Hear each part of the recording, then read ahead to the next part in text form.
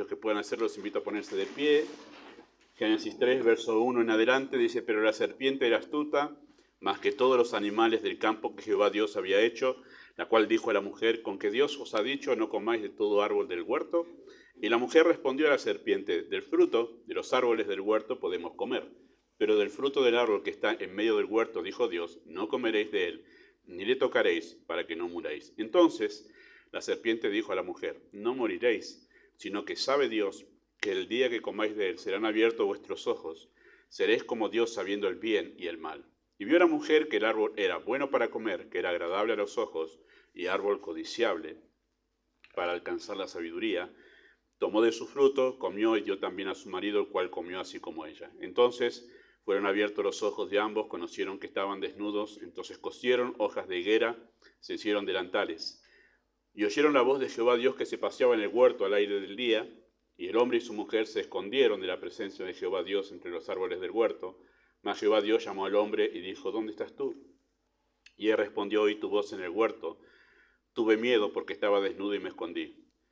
Y Dios le dijo: ¿quién te enseñó que estaba desnudo? ¿Has comido del árbol que yo te mandé no comieses? Y el hombre respondió: la mujer que me diste por compañera me dio del árbol y yo comí. Entonces Jehová Dios dijo a la mujer: ¿qué es lo que has hecho? Y dijo la mujer: la serpiente me engañó y comí. Jehová Dios dijo a la serpiente: por cuanto esto hiciste, maldita serás entre todas las bestias, entre todos los animales del campo, sobre tu pecho andarás, polvo comerás todos los días de tu vida. Y pondré enemistad entre ti y la mujer, entre tu simiente y la simiente suya. Esta te herirá en el calcañar y tú en la cabeza, y tú le herirás en el calcañar. A la mujer dijo: multiplicaré en gran manera los dolores de tus preñeces, con dolor darás a luz tus hijos, tu deseo será para tu marido, y él se enseñoreará de ti. Y el hombre dijo: por cuanto obedeciste a la voz de tu mujer, y comiste del árbol que te mandé, diciendo: no comerás de él, maldita será la tierra por tu causa, con dolor comerás de ella todos los días de tu vida, espinos y cardos te producirá, y comerás plantas del campo. Con el sudor de tu rostro comerás el pan hasta que vuelvas a la tierra, porque de ella fuiste tomado, pues polvo eres, y al polvo volverás. Y llamó a Adán el nombre de su mujer Eva, por cuanto era madre de todos los vivientes. Y Jehová Dios hizo al hombre y a su mujer túnicas de pieles, y los vistió. Amado Dios, encomendamos este tiempo de enseñanza a la guía de tu Espíritu. Damos gracias por permitirnos honrarte y alabarte. Gracias por la cruz. Gracias por saber que podemos volver siempre ahí. Y saber que ahí somos aceptos, siempre en el amado. Que nos recibes no por quienes somos, sino por lo que Cristo hizo. Nos recibes muy a pesar de lo que somos. Y por eso estamos agradecidos por tu misericordia. Extiéndela una vez más hacia nosotros en este tiempo de adoración a través de tu palabra, y también en el tiempo de oración. Disponnos para orar de la manera apropiada, que no sea un tiempo desperdiciado de oración, sino que podamos orar apropiadamente delante de ti. Oramos en el nombre de Jesús. Amén. Muy bien, pueden tomar sus asientos. Bueno, y ahora que avanzamos en la clase con los alumnos de pedagogía de esta mañana, ahora tengo que avisarles que esto no es una prédica, por lo que enseñamos en esta mañana, es para los alumnos, algo muy para los alumnos. Esto es una enseñanza, ¿sí? Es una enseñanza tipo clase, no es una prédica de un texto, así que van a saber, aunque hay un orden, no es como la prédica que vimos esta mañana, todo lo que aprendimos, ¿sí? Así que sepan entenderlo, que no es la misma manera de enseñar, y eso vamos a hablar seguramente en la clase avanzando, la diferencia en los diferentes tipos de enseñanza, ¿sí? Muy bien, vamos a seguir con la consejería, este estudio que hacemos para poder equiparnos, para poder cumplir un propósito que la Biblia lo marca de manera contundente en el Nuevo Testamento, y a través de la frase los unos a los otros. Y esa es nuestra responsabilidad. Nosotros tenemos responsabilidad de poder ministrarnos los unos a los otros. Eso es consejería bíblica. Se realiza creyente con creyente, ¿sí? Y eso es lo que estamos haciendo nosotros a partir de estas enseñanzas. Yo he abordado un camino que va diferente a otros. Yo estoy escuchando a alguien más que empezó también en su iglesia clases de consejería y ha tomado por otro camino. Pero bueno, las mismas verdades que él enseña yo las estoy enseñando aquí, pero por otro camino, ¿sí? La base de la consejería es la Escritura. Rechazamos de plano. Yo creo que aunque el pastor lo diga esto, cada vez que hablamos de la clase, cada vez que encuentro conversaciones, no, ninguno sospeche que es usted, ¿sí? Pero conversaciones así entre los creyentes, conversaciones que dice, tuve que hacer esto en casa, decidir esto, aquello, lo otro. Digo, pero no hablamos en la iglesia de que la psicología no tiene nada que ver con la... Pero parece que estamos tan acostumbrados a recibir los consejos de la psicología del mundo que nos parece lo más natural.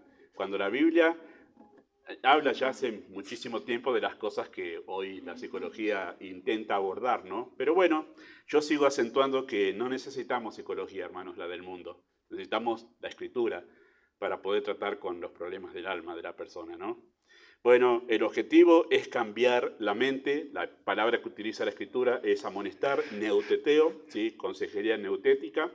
La manera es tener los motivos y las actitudes correctas del consejero para poder abordar esto, y la herramienta esencial es antropología bíblica, algo que ya hemos estado mirando nosotros, ¿sí? El método de hacer consejería es la confrontación. Esa es la palabra que se utiliza en la escritura, ¿sí? Hasta ahí hemos llegado nosotros, estamos en ese aspecto, viendo la confrontación, la primera confrontación que encontramos en la Escritura, ¿sí? En Génesis 3 nos encontramos con esa primera confrontación registrada en la historia de la humanidad. Dios confronta a los primeros seres humanos que, engañados por Satanás mediante razonamientos falsos, cayeron en desobediencia, trayendo la desgracia a toda la raza humana. Vaya asunto de consejería, ¿no? Haber caído en una desobediencia que trajo la destrucción, hablando de manera hiperbólica acerca de lo que ocasionó esa desobediencia, ¿no? Tremendo el asunto ahí. Bueno, inmediatamente que ellos pecaron, comenzaron a experimentar los cambios que el pecado produjo en el comportamiento humano. Nuestros comportamientos, hermanos, no tienen que ver con la evolución, ¿sí? Nos comportamos así porque cuando fuimos evolucionando y éramos simios antes y entonces nos quedan resabios de toda esa etapa de simio. Bueno, no tiene que ver con eso, hermanos, primero porque no éramos simios, y además, queridos hermanos, tiene que ver con la influencia del pecado en todo nuestro ser. Nosotros nos comportamos como nos comportamos por el pecado dentro de nosotros. Esa es una de las cuestiones difíciles en consejería. Llevar a una persona a reconocer, incluso la persona puede estar escuchándote hablando de su naturaleza pecaminosa y de sus tendencias pecaminosas. Sí, usted tiene razón, pastor. Sí. Pero de ahí hasta que llegue a entenderlo, como apropiarlo, como una convicción, este soy yo, esta soy yo, hay un camino bastante largo, hermano. Bueno, esto es lo que sucede en consejería, queridos hermanos. El pecado trajo como consecuencia un completo cambio en el comportamiento del ser humano. Nosotros no tenemos solamente en Cristo, pero no sabemos cómo eran Adán y Eva, en realidad, antes del pecado. No hay un registro de cómo fue su vida, cómo eran ellos, cómo se trataban ellos. El único registro que tenemos en la Escritura de alguien sin pecado es Cristo, cómo se comporta alguien. Así que lo único que podemos atinar nosotros a pensar que el comportamiento de Adán y Eva entre ellos y con Dios era semejante a lo que encontramos en el comportamiento de Cristo. Tremendo, ¿no? Haber perdido eso. Bueno, todo el ser, intención, razón, emoción, conciencia y voluntad, quedó bajo la influencia del pecado y condicionó la conducta humana. Eso se llama depravación total. Esta es una de las diferencias más significativas en la teología, entre la teología y la psicología, entender el comportamiento condicionado por la influencia del pecado. ¿Sí? Nuestro comportamiento está condicionado por el pecado. La gracia de Dios obra en el creyente revirtiendo esto. Eso vamos a hablar. A partir de la próxima vez empezamos a hablar del proceso de cambio, ¿sí? Porque ahí empieza Dios a producir un cambio en la vida de Adán y Eva, y ahí empezamos a ver cómo es posible de todo esto que se produzca un cambio en la vida de las personas. Porque dice, bueno, hasta ahora hemos visto nuestro comportamiento, cómo el pecado afecta, cómo reaccionamos a esto, pero ¿y hay posibilidad de cambio? Bueno, sí, hay esperanza de cambio, y eso lo hace Dios, y Dios lo hizo aquí. Y Dios hizo un proceso de cambio en la vida de Adán y de Eva, ¿sí? Bueno, el primer efecto en la caída, o el primer efecto de la caída observable en la conducta fue la reacción de la conciencia. Sus ojos fueron abiertos y conocieron que estaban desnudos. Abrir los ojos metafóricamente refiere al entendimiento, ¿sí? Darse cuenta, entender algo por primera vez. Estoy leyendo simplemente porque ya lo vimos a esto la última vez, ¿sí? Estoy haciendo un repaso. Y por primera vez ellos experimentaron, Adán y Eva, el efecto de una conciencia en acción. Antes no sabían cómo sonaba la alarma de la conciencia, y ahora entendieron. Produce sentimientos horribles dentro de nuestro ser, la conciencia, ¿sí? La conciencia es la capacidad interior de poder distinguir entre el bien y el mal, estimulando una reacción, ¿sí? Una reacción en nosotros. Su función es alertarnos sobre una intención, un pensamiento, una emoción, una decisión o una conducta que es contrario a lo correcto. Su manifestación es generando sentimientos desagradables de temor, ansiedad, desprotección, frustración, desaprobación y culpa, y esto se llama responsabilidad moral. Somos responsables moralmente, no somos como los animales no sienten culpa, ¿sí? Puede haber algún instinto de algunos sentimientos que pueden parecerse, pero no es este sentimiento de culpa que nosotros tenemos porque se activa con la conciencia, así se llama responsabilidad moral. Y por eso que los animales se pueden comer entre ellos si no hay una pizca de sentimiento de pena, nada, porque no tienen esta conciencia que nosotros tenemos. Así que es el claro conocimiento, ¿sí?, de que hicimos algo malo y nos sentimos responsables. Eso es responsabilidad moral. Y eso puede llegar al punto de que puede apagarse, y hemos de hablar de eso también. Ahora, esto fue lo que sucedió en Edén, queridos hermanos, ¿sí?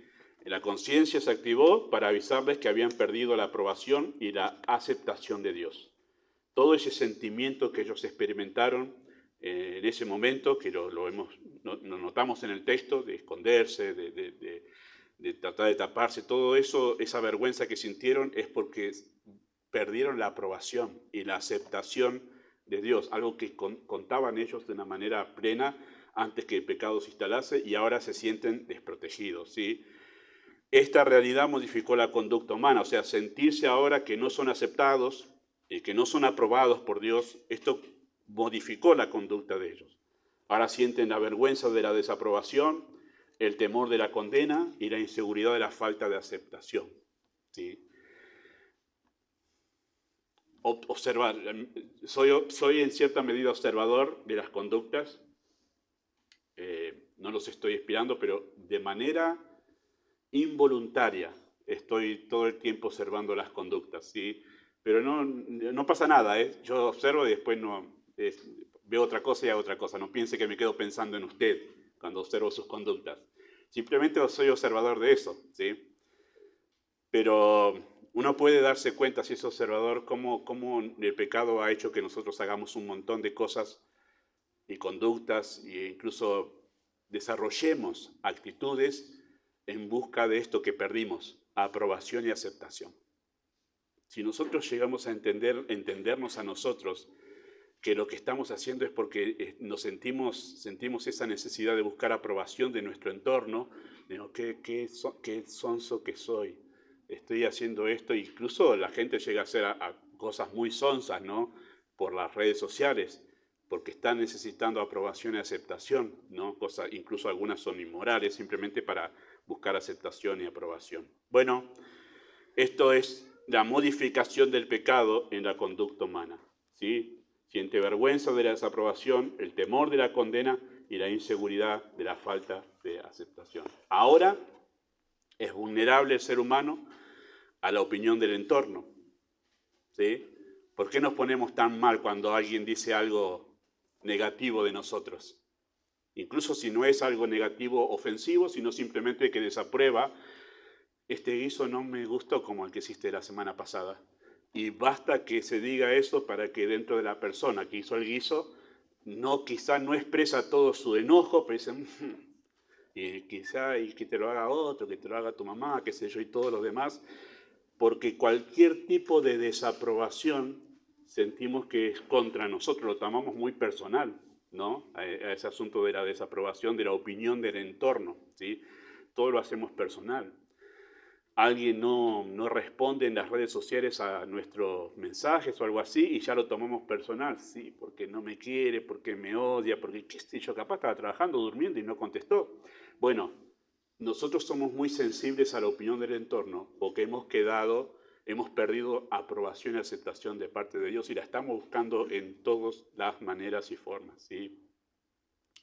Y por eso vivimos a la defensiva, porque estamos todo el tiempo tratando de defendernos, de buscar esa aprobación y aceptación, y ansiosos de alcanzar la aprobación y aceptación que se perdió en el Edén. Todas nuestras conductas están minadas por esa intención.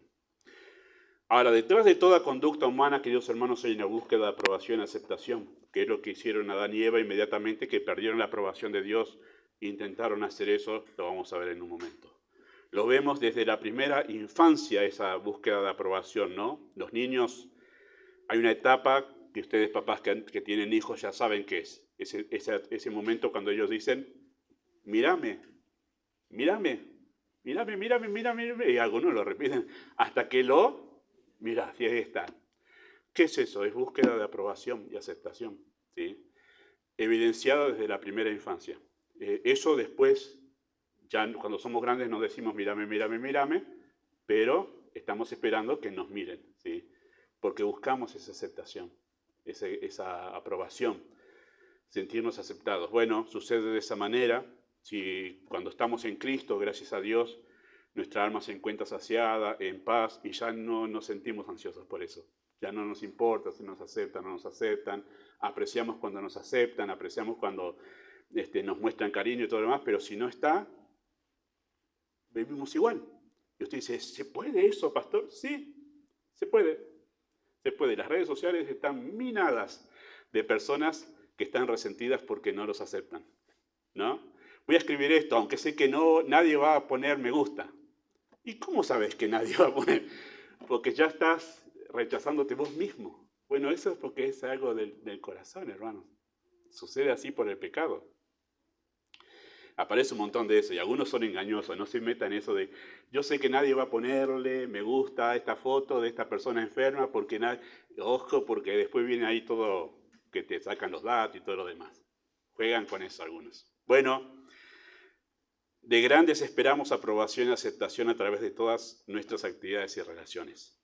Nuestras quejas por falta de agradecimiento, consideración, atención, no es más que la inseguridad de no sentirnos aceptados. Esa es la realidad. Nadie esto, nadie aquello, nadie lo otro, y siempre usamos absolutos.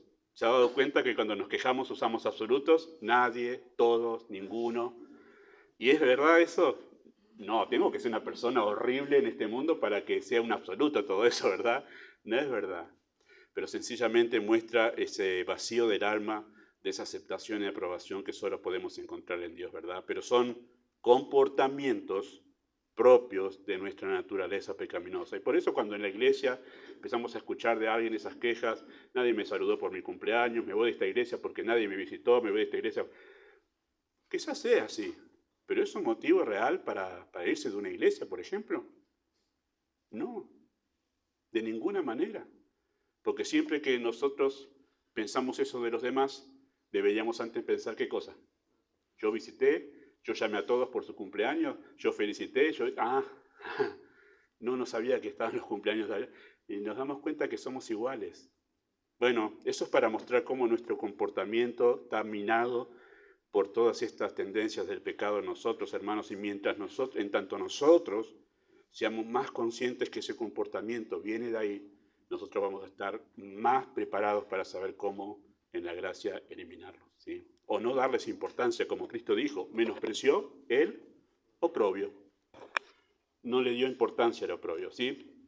Nos volvemos exigentes con nuestro entorno, estableciendo relaciones con motivaciones egoístas, porque buscamos eso, volviéndonos posesivos, violentos, manipuladores e injustos, asumiendo actitudes desagradables con el fin de castigar al otro porque no nos acepta como esperábamos, todas actitudes de nuestra naturaleza pecaminosa.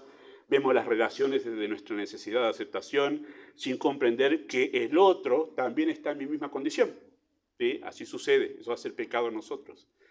Bueno, ante este esfuerzo por buscar aprobación del entorno, esto se conoce como justicia propia. Y ese es otro de los términos teológicos que dio su origen, mejor dicho, en el comportamiento humano en el momento en que Adán y Eva pecaron. Nació lo que conocemos como justicia propia. ¿Qué es esto? El segundo efecto de la caída observable en la conducta. ¿Qué es justicia propia? Es la búsqueda de aprobación. Intentamos ocultar la realidad de nuestro pecado, tejiendo hojas de higuera, ¿sí? Tras una religiosidad, moralismo, logros personales, que son los árboles donde se escondieron o donde sacamos las hojas para intentar cubrir la vergüenza de nuestra condición, porque la desaprobación nos duele. Eso es justicia propia, es una cosa muy pequeña de todo lo que significa la justicia propia en la Escritura, hermanos. Lo que nosotros, al buscar aprobación, lo que queremos decirle es: yo no soy lo que la Biblia dice. No lo decimos con esas palabras, pero queremos demostrarle al otro que no soy digno de esa aprobación. Eso es lo que queremos mostrar. Eso es justicia propia. Yo soy bueno, yo no soy malo. Y no lo decimos tampoco, pero lo creemos. Y lo creemos cuando nosotros nos ponemos mal por la desaprobación. Hermanos, nosotros deberíamos estar en la condenación en el infierno. ¿Qué no nos gusta la desaprobación? El problema es que no nos vemos tan malos como la Biblia lo dice. Y la justicia propia es no creernos tan malos como la Biblia dice que somos. Y eso es lo que hicieron Adán y Eva en el huerto de Edén. Ellos empezaron a experimentar a raíz del pecado lo que es la manifestación de la justicia propia. Es decir, no somos tan malos, no hemos hecho algo tan grave como Dios dijo que por esto moriremos, ¿no? Este dolor, queridos hermanos, de la desaprobación, el dolor de la desaprobación, es la reacción de nuestro ego que se resiste a reconocer la responsabilidad moral y se lo conoce como orgullo. Eso comenzó a funcionar a partir de la caída. Es el dolor de la desaprobación. Y el pecado reacciona de dos maneras, con orgullo, con egoísmo. Y es el orgullo del pecado, herido nuestro ego, que está lastimado, porque no quiero que me desaprueben. Resisto a que digan que yo hice algo mal. Resisto a que me digan que soy malo. Resisto a que me digan que yo me equivoqué. Bueno, ese es el orgullo herido. Y es el dolor, queridos hermanos, de la desaprobación. ¿Sí? Eso es parte de la conducta humana. ¿Sí? Y el orgullo herido desencadena una serie de actitudes de autoprotección y es lo que vemos acá. ¿Cuáles son las actitudes del orgullo que se siente herido por la desaprobación? Primero, ocultar. Se oculta detrás de las hojas, como se ocultaron ellos de las hojas de higuera. ¿Sí? Se ocultaron la vergüenza de su pecado, que es lo que intentamos hacer. El orgullo intenta hacer eso, ocultar. Y el pecado siempre trata de hacer eso, que es ocultarse. No mostrarse como pecado, sino ocultar. Y todos conocemos esto de nosotros, hermanos, que lo que intentamos es ocultar la realidad de lo que nosotros somos. Esa es la verdad. Y por eso en consejería, una de las cosas que nosotros debemos procurar es ir con toda cautela, con mucho cuidado, con mucho amor y cariño, ir tratando de hacer las preguntas necesarias, que es lo que vamos a ver la próxima vez, para poder producir un cambio, es hacer las preguntas apropiadas para que la persona termine diciendo la realidad de su condición. ¿Sí? Nosotros tratamos de ocultar. ¿Sí? Nuestra intención natural es ocultar la realidad de nuestro pecado y eso es una reacción de nuestro orgullo. ¿Por qué? Porque no queremos ser desaprobados. Y en verdad, ¿cuál es el miedo con nuestros pecados favoritos como creyentes? ¿Cuál es el miedo? El miedo es que los demás lo sepan. ¿Por qué pensamos? ¿Qué va a decir la gente, los hermanos de la iglesia, qué van a decir cuando sepan que yo soy un mentiroso? ¿Qué van a decir? ¿No? ¿Qué van a decir? Bueno, seguramente si estás en una iglesia con gracia, van a tomar en serio tu situación, que viven la gracia y te van a ayudar a cambiar. Que eso fue lo que hizo Dios con Adán y con Eva, ¿no? El pecado nos quiere engañar con este pensamiento.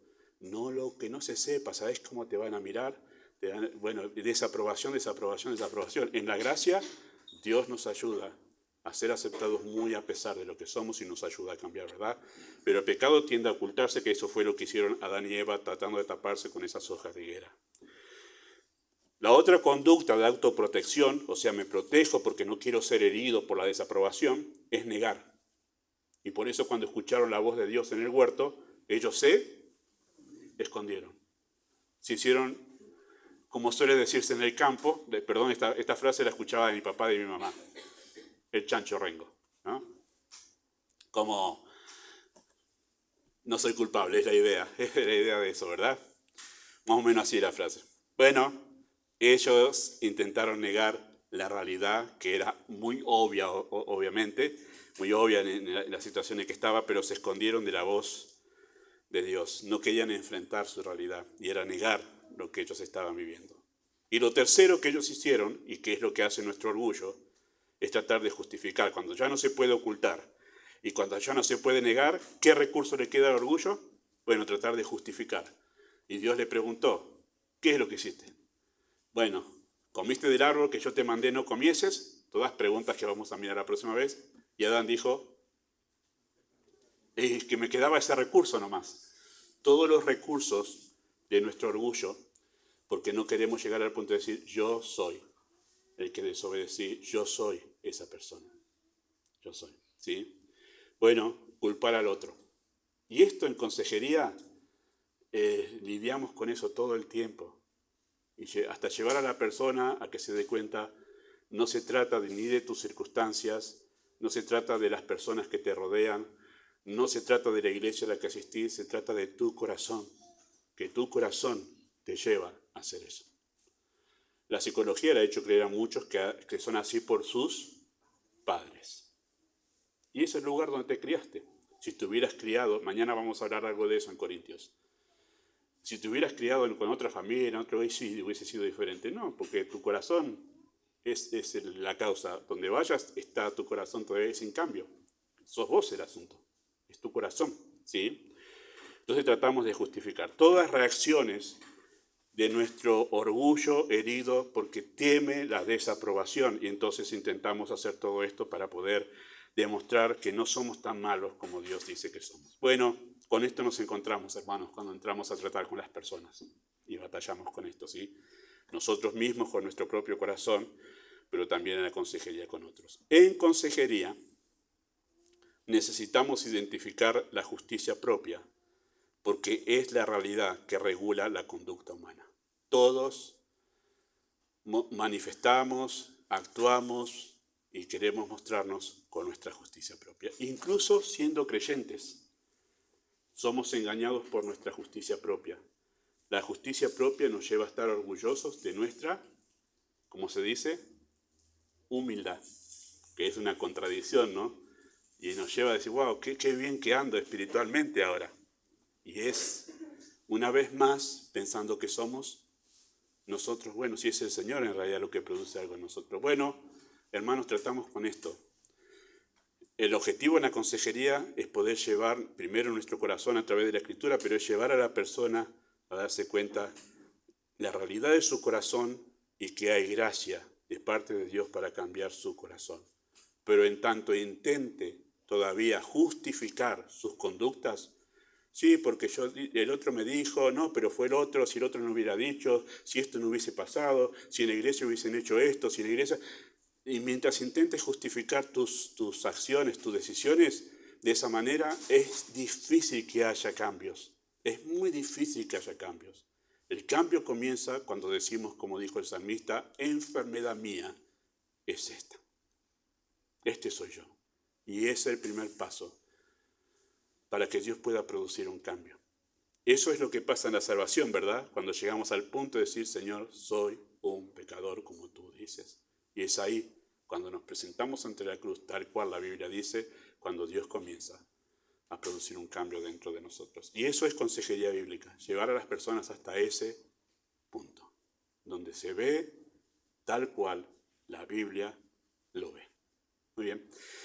Amado Padre Celestial, oramos y pedimos que tu gracia obre de manera poderosa a través de la Escritura. Nos podemos ver reflejados en las actitudes y en las respuestas de Adán y Eva, cómo su conducta reflejaba los cambios que el pecado produjo dentro de sus almas.